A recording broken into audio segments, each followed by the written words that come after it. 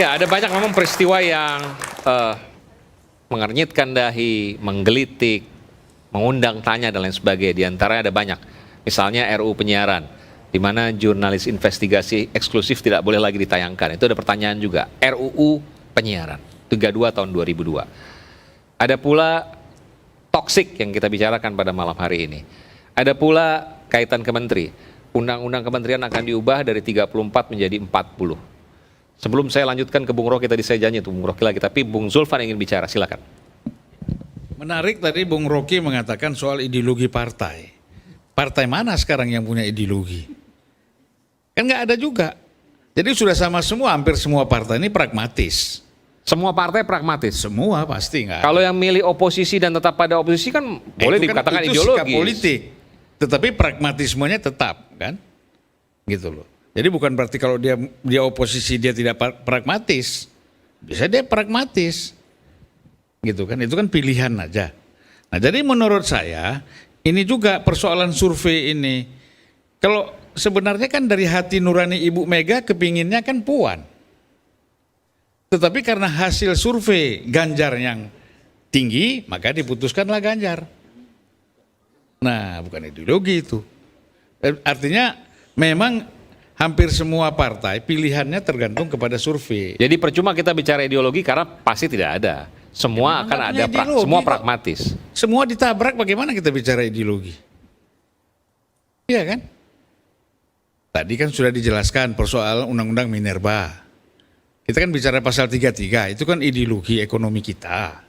Ya kan? Kemudian kita bicara lagi aspek-aspek keadilan yang lain. Nggak ada aspek ideologi di situ. Tapi Undang-Undang Minerba itu saya apresiasi terhadap Demokrat, satu-satunya fraksi yang menolak untuk Minerba, untuk yang lain enggak. Ya. Lumayan lah. Oke. Ya, artinya makanya kita kan bicaranya secara keseluruhan. Kalau dipisah-pisah gitu nanti PKS juga punya sikap yang Tapi saya ingin tanya, ini nggak ada yang tanya. Ini karena baru pertama kali tampil di TV setelah putusan dari hakim yang menyatakan bahwa seorang Rocky Gerung tetap boleh tampil di televisi, bicara di seminar-seminar yang sebelum digugat. Rocky Gerung tidak boleh bicara di depan publik lagi. Apakah seminar, televisi, dan lain sebagainya. Dan itu semua dibatalkan oleh hakim. Saya ingin pertama kali nih televisi, Bung Rocky bicara soal itu. Putusannya. Sorry, itu bukan dibatalkan, ditolak. Ditolak maksudnya. Ya, artinya tetap boleh berbicara di depan publik. Apakah di televisi, ditolak seminar dengan SP3 sama nggak? Beda. Silakan Bung Rocky. Ya karena hakimnya berakal sehat itu aja.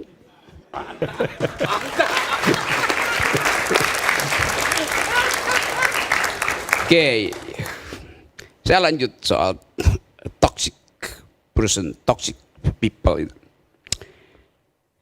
Kalau kita obat juga itu adalah bisa jadi racun kalau dia complicated dengan obat yang lain tuh. Karena itu kadang-kala kalau Anda minum obat terlalu banyak itu dokter bilang hentikan dulu deh semua obat itu tuh supaya tubuh melakukan natural detoxification itu.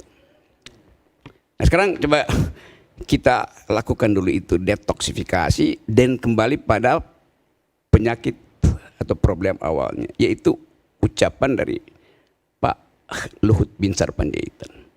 Kenapa kita mesti terlalu jauh untuk mencari-cari, memperluas wilayah toksifikasi itu? Luhut bicara pasti bukan untuk PAN, bukan untuk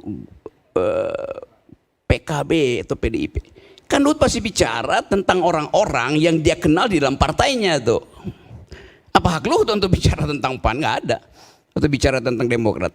Pasti sinyal itu Pak Luhut ucapkan untuk mereka di Golkar yang ingin merambah ke dalam kabinet tetapi membawa racun. Kan itu dasarnya kan.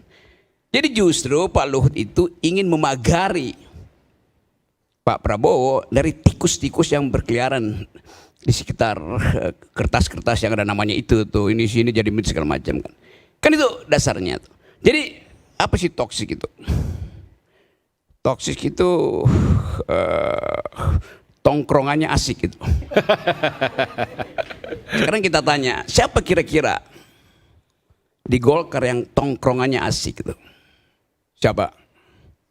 Ya ada beberapa, tapi yang menonjol tongkrongannya asik adalah Bahlil. Maksudnya apa nih? Ya kita mau menduga-duga siapa lagi misalnya tuh yang tongkrongan asik artinya yang langsung terlihat Oke, populer lah gitu. populer, menonjol, punya ambisi segala macam kan. Kita nggak menuduh, tapi logika saya adalah Pak Luhut mau mencari atau berupaya untuk memberi sinyal bahwa yang tongkrongannya asik itu kadangkala jadi toksik justru. Karena tongkrongannya asik, tololnya maksi. Toksik juga. Jadi kita bicara kan nggak pernah jelas apa yang maksud oleh Pak Luhut. Maka itu Pak Luhut minta kita kasih interpretasi. Soal aja nggak ada soal kan. Nanti interpretasi salah. Lu tanya Pak Luhut, kenapa Pak Luhut nggak terangin?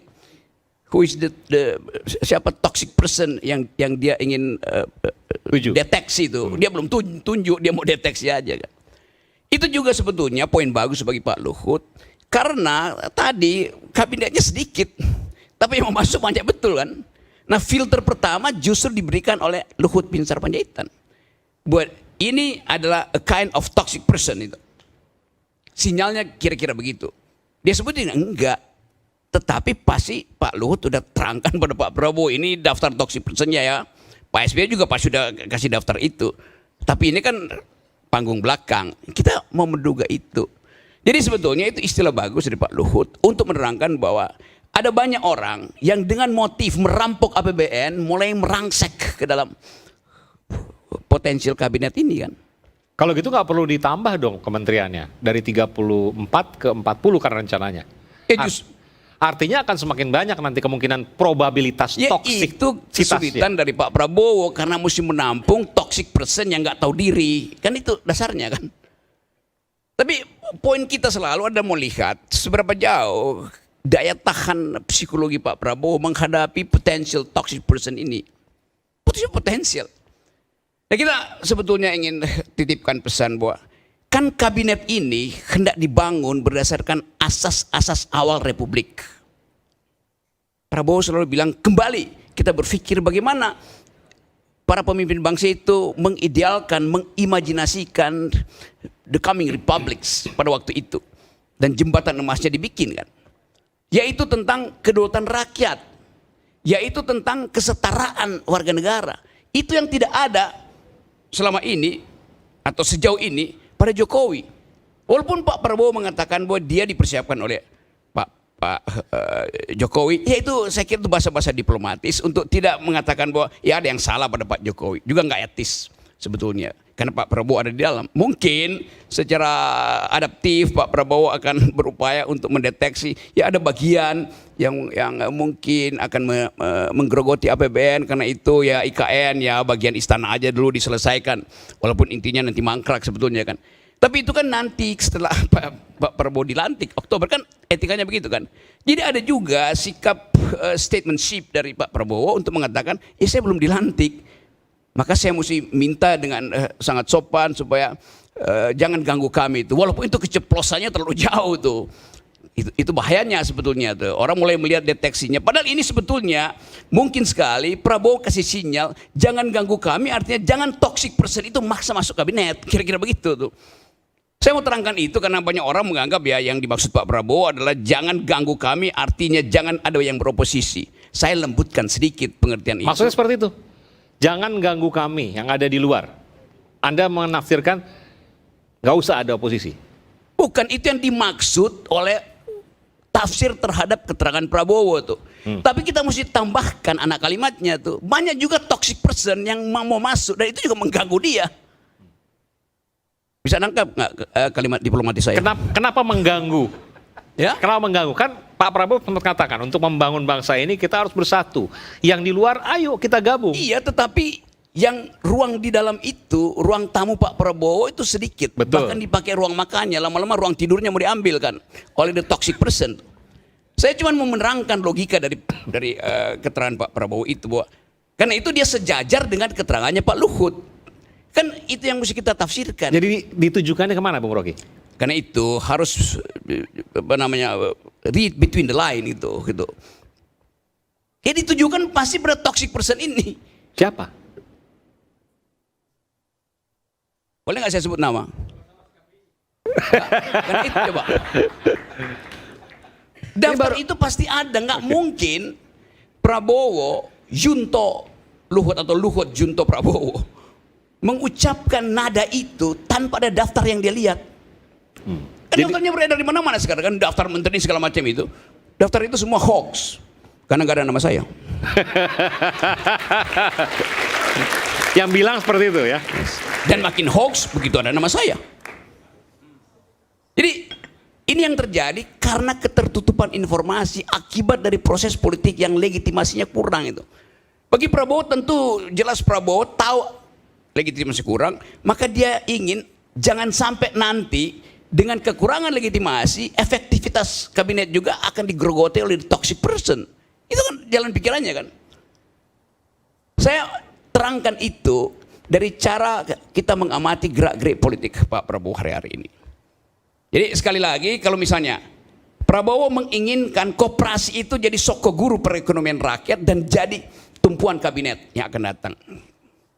Tentu mereka yang menginginkan wilayah-wilayah yang import, subsidi importnya tinggi itu dipegang oleh 2-3 menteri itu. Mereka yang menginginkan ekstraktif industri itu masih dikuasai oligarki itu pasti berupaya masuk ke kabinet itu. Dan itu artinya merusak agenda koperasi, agenda ekonomi rakyat. Kan itu dasarnya.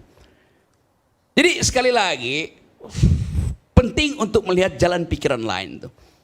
Atau jalan pikiran samping dari problem toxic person ini.